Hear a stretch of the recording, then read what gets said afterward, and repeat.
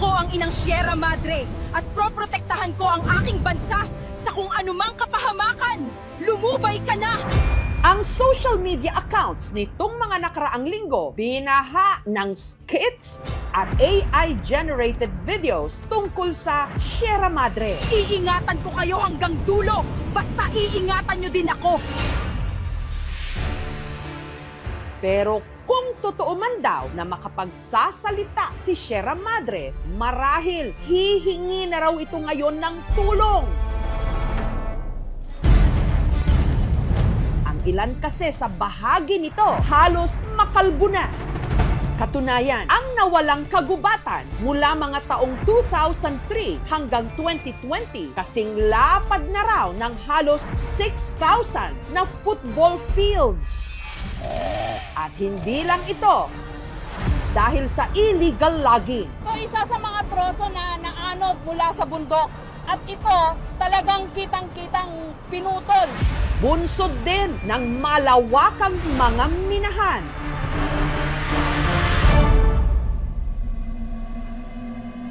Mula Maynila, bumiyahe ang aming team ng 9 na oras patungong probinsya ng Isabela.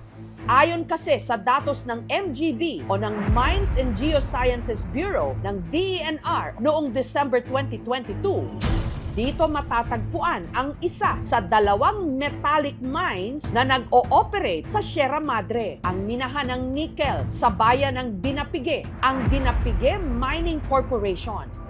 Ang barangay Dimalwadi, isa sa 6 na mga barangay na sakop ng minahan. Ito rin ang pinakamalapit na barangay sa mining site.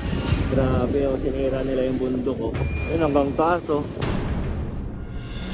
Sa satellite image namang ito, makikita ang lawak ng pinatag na bahagi ng kabundukan.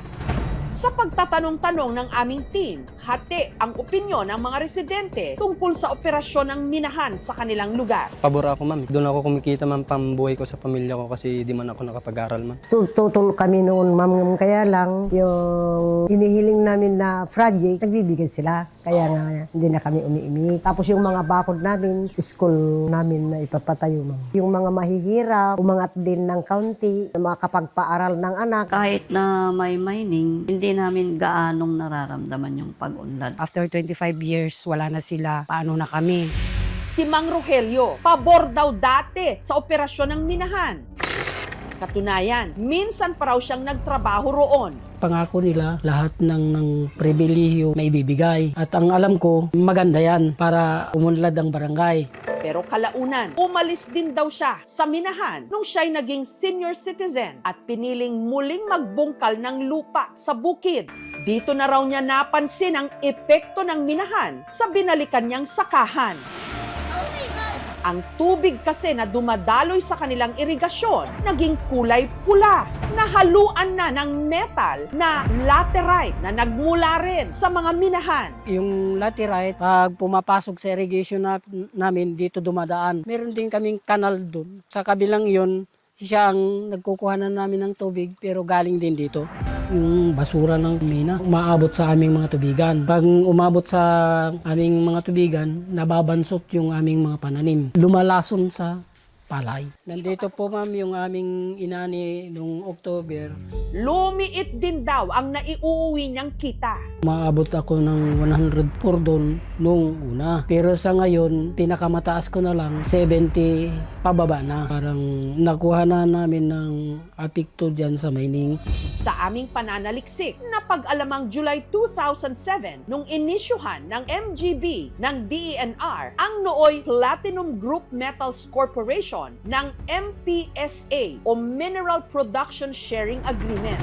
Kasunduan sa pagitan ng gobyerno at ng isang mining company na nagbibigay pahintulot na mag-explore, mag-develop at mag-produce ng mineral resources sa isang lugar. Naipasa ito sa Geogen Corporation noong 2009 hanggang nakuha ng Dinapige Mining Corporation noong 2015. Kaya pinayagan itong magsagawa ng mining exploration activities sa Isabela sa loob ng 25 taon o hanggang 2032.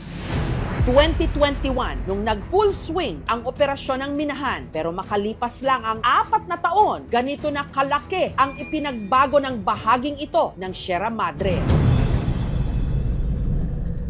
Samantala, ilang kilometro lang ang layo mula sa barangay Dimalwadi, narating din ang aming team ang entrada papasok sa minahan ng DMC o ng Dinapige Mining Corporation.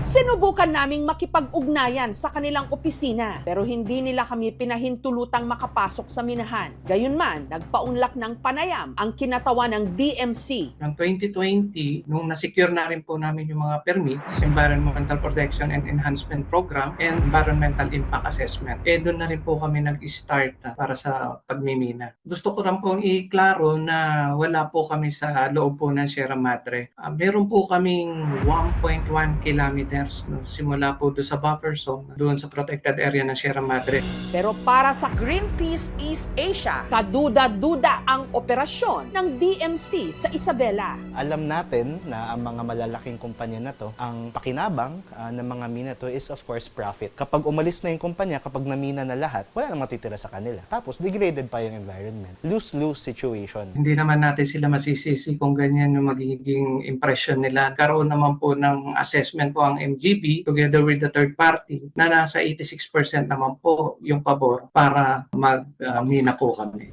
Grabe, sinira nila yung bundok ko. Ang tanong ngayon, kung may mga negatibong epekto pala ang operasyon ng minahan sa Sierra Madre na isa pa man ding protected area, paano at bakit pinayagang mag-operate ang DMC doon? Sinubukan ng aming team na kunin ang panig ng MGB DENR na siyang nag-issue ng pahintulot sa DMC pero tumanggi silang magpaunlak ng interview. Ay, mahalaga sa amin yan, ma'am. Pag may bagyo ito, nakakaharang sa amin para hindi masalanta yung aming mga bahay, mga ari-arayan, pati yung aming mga pananim. Kung ang mga probinsyang sinasandigan ng Sierra Madre sa Luzon ay madalas nasasalag mula sa bagsik ng mga bagyo. So gayo guys, baha. Sa barangay Guadalupe naman sa Cebu City, ibang kwento ang nangyari. Hindi na nakapigil ang mga bundok sa rumaragasang ulan. Kaya nung bumuhos si Bagyong Tino, nilamon sila ng baha. Makapal, maputik, at kulay tsokolate. Ang malaking bahagi ng pader ng bahay ni Lucilo natibag sa lakas ng ragasa ng baha. Kusog ang ulan ba? Din kami nagliki man siya, naggawas ang tubig. Wala na kayong magawa. Mabilis akong paggawas tubig. Sa una, mabahaan mi diri, normal ra ang tubig. Karon kay dili naman anapog naman gyud siya. Kuan man siya, amo man siyang ikuano kanang mainan ni, balde. Kay di man gyud siya mo gawas kung wala pa ni ang pressure washer. Ang putik kasi parang may halo raw na anapog o weathered limestones o yung mga batong kupas na ang kulay na madalas ginagamit sa construction. At ang itinuturo nilang pinagmulan nito, isang high-end subdivision na itinatayo ngayon sa gilid ng isang kinalbong bundok malapit sa kanilang barangay. Kaya ang dagan sa tubig sa Monterrasas padung gyapon didto ug diri sa Tubangan. Ang kontrobersyal na Monterrasas de Cebu. Ang Monterrasas de Cebu, isang hillside real estate development sa Barangay Guadalupe. Para ito maitayo, kinailangang kalbuhin at tapyasin ang bahagi ng bundok. Taong 2006, nung unang i-develop ng Genvi Development Corporation ang proyekto, nabigyan din ito ng DENR, Environmental Management Bureau sa Central Visayas, ng ECC o ng Environmental Compliance Certificate. Taong 2019, nakuha ng 8990 Holdings Incorporated ang Genvi Development Corporation. Muli nitong itinuloy ang mga proyekto ng Monterrasas de Cebu. Taong 2023, nagkaroon ng 8990 Holdings Incorporated ng subsidiary company, ang Mont Property Group, na nakatuon naman sa high-end, luxury at premium development sa lugar. At ang isa sa mga proyekto nito, ang 19-story condominium na kung tawagin The Rise at Monterrasas. Ang disenyo nito, inspired daw ng hagdang-hagdang palayan o ng Banawe Rice Terraces. Pero ang proyekto, pinutakti ng mga batikos. Who gave the permits and compliance? Kalbo na, wala nang mga puno na mag-hold sa lupa. Ngunit ayon sa isa sa mga developer nito, ang civil engineer at content creator na si Slater Yang, kampante sila sa isinagawang pag-aaral ng kanilang mga researcher at engineer na wala raw magiging masamang epekto ito sa kapaligiran. This whole structure is now spread out across the mountain, making it a whole lot safer and less yung environmental impact natin. By doing this strip also of greenery, we are able to give back towards the mountain. Ang proyekto, pinasinayaan November 2024. Sa parehong taon, nabigyan din sila ng approval ng DENR sa pamagitan ng inamyendahang ECC. Pero sa paghagupit kamakailan ng Bagyong Tino, ito ang mga naiwan.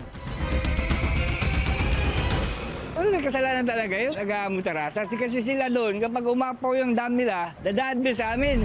Hindi pa naglabas ng pahayag si Slater Yang. Hey guys! Pero sa kanyang vlog taong 2023, sinabi niyang kukonsulta sila sa mga eksperto. Our team is composed of dedicated architects, a lot of engineers and sustainability experts, and we went through about 300 revisions just to make sure that we build this according to the best practice possible.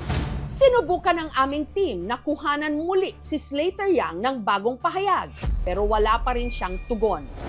Sa kabila ng mga aligasyong ito, nagpapatuloy ang operasyon ng Monterrasas de Cebu. Nito lang Miyerkules, binisita ito ng isang arkitekto. Yun, yung mga project ni Slater, yung Sky Estates. Multi-level na project. Ang ilang istruktura tapos na at meron ng nakatira. Gayunman, may malaki pa ring bahagi ng proyekto na kailangang tapusin. Ito yung part sa detention pond, tapos doon yung clubhouse. Samantala, sa ibabang bahagi ng nasabing clubhouse, matatagpuan ang tinatawag na detention pond o yung nagsasalok ng tubig na ibinababa ng bundok. Dumating yung bagyo, doon nakita yung problema. Si Jeffrey, trabahador sa paggawaan ng sasakyan sa ibaba ng detention pond. Sobrang ulan. Sa kasagsagan ng Bagyong Tino, nasaksihan daw niya kung saan mismo nanggaling ang tubig bahang nanalasa sa barangay. Dito po lumabas yung tubig. May parang butas daw kasi kung saan dumaloy ang maraming tubig mula sa detention pond patungo sa ibabang bahagi kung nasaan ang mga kabahayan. Kusog na ng baha. Sana nga mapatigil na. Kasi kawawa kami dito eh. Maraming nadadamay. Ang amua lang yun, bisag magsige mo bakbak, diha mo orgapon, di mo magunahon na, di mo makonsensya sa inyong gipang buhat. Kay kamera man gihapon maalaot. We're very worried about the situation nung sa malapit sa area ng Monterrasas. Yung na-experience namin ng Typhoon Tino was very much different from Typhoon Odette. Nag-experience kami ng unprecedented levels of flooding and nakita natin na marami talaga na-affected. Nagsagawa ng investigasyon ang DENR at nakitaan daw nila ang proyekto ng maraming environmental violations. Napag-alaman din ng ahensya na mahigit 700 na mga puno na raw ang pinutol sa lugar at 11 na lang ang natira sa 745 na naitala noong 2022, bagay na mariing pinabulaanan ng Mon Property Group. The claim that Monterrasas de Cebu cut down more than 700 trees is grievously false, and we are confident that any evidence that may be presented to assert this narrative can easily be disproven. Inisyohan ng EMB ng Notice of Violation at Stoppage Order ang proyekto. Muli ring siniyasat ng DENR, ng Senro at ng Barangay Guadalupe ang water detention pond at nakita nila na ang ilan sa mga ito damaged o heavily silted na kaya't naapektuhan ang kapasidad nito. Ang issue sa Monterrasas de Cebu, inimbestigahan na rin ng Senado. Average rainfall is 136 millimeter. And ang bumagsak po ng Tino is 183 millimeter. Sa lakas po ng ulan, talagang hindi po kinaya. Ang violation nga niya, yung during emergencies and heavy rainfall, wala siyang naging contingency plan. Kaya yung mga in-establish niya doon na mga kinompak niya, because of the heavy rainfall, yun po ay bumigay at sumama sa waterway. Formal ding inilahad ng DNR ang paglabag ng developer sa Forestry Law, Philippine Environmental Impact Statement Law at Clean Water Act. Sino ba yung nagbulag-bulagan sa DNR-EMB para nabigyan ng ECC ang isang Darais at Monterasa? The one who signed the 2007 ECC is Alan Arangues. Yung 2024 po ay si Director Abrera po. It does send alarm bells ringing to see na yung nangyari sa Cebu, pagbibigay ng permit kahit na glaring yung mga problema, hindi lamang sa Cebu nangyayari yon. Maraming examples of different areas that unfortunately suffer the same situation. Ano ba talaga yung regulation na kailangan? At ano yung pagtutok sa regulation na yon? Paano ba natin nakikita yung papel ng DNR when it comes to enforcement ng mga regulations na yon? Kung paper pushing lang siya, wala tayong magagawa doon. Sinubukan naming kunan ng pahayag ang DENR Region 7 pero hindi pa raw sila makapaglaan ng oras para sa isang panayam sa ngayon. Gayunman, sa inilabas na opisyal na pahayag ng DNR, sinabi nilang sakaling lumabas sa investigasyon na nagkaroon ng paglabag, hindi sila mangingiming magpatupad ng aksyon. Kabilang na ang suspension, multa at iba pa raw legal remedies. Sinubukan din naming kunin ang panig ng mga tao sa likod ng proyekto pero wala silang naging tugon. So kayo guys, baha. Isod kaya kanang pait, di rin pobre kay ikagid maigo gud sa kuno kay wa man kay sagang na dire. Wala may mabuhat. Kailan naman gisugdan. Kami may laot diri, kami may mabahaan, dili man sila. Sa mga nakalipas na buwan, kalikasan din ang nagbuking ng mga kinurakot na proyekto ng gobyerno. Oh my God! Kalikasan din ngayon ang nagpapahiwatig ng puot sa paninira sa kanya. Ngayong galit na ito, tatalima ba tayo o tuloy-tuloy lang sa pagwasak sa atin pa namang tahanan?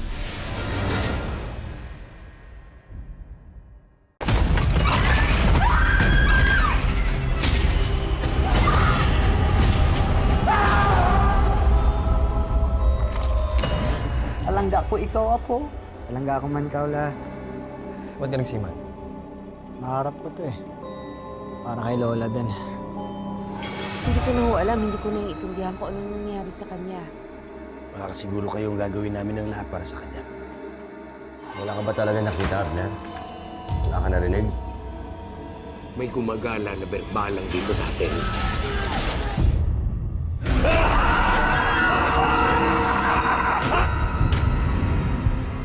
Ang mga nangangambang puso't isip, ginagamit yan ng demonyo para kumapit sa kaluluwa ng tao. Alam mo kung sino yung dapat mong ipagdasal na hindi mo makita? Si Pochong. Kumakain ng patay, may mata ng pusa, may pakpak ng pamuti, lumalakas kapag kabilugan ng buwan. Mag-iingat ka sa masusunod mo sasabihin. You know about the Pochong? Please refrain from talking about Pochong. Do not attract its attention. Father Rex, yan po bang pinakamatinding sanib na naharap ninyo? Hindi ako titigil hanggang hindi ako napalingin. Hindi tayo papatay. Kakampi natin ng Diyos. Huwag sumamangita sa akin! Ha? Masusunod ang kaluluwa mo, Silvier mo! Mapatawad ng Diyos sa lahat ng lumalapit sa kanya!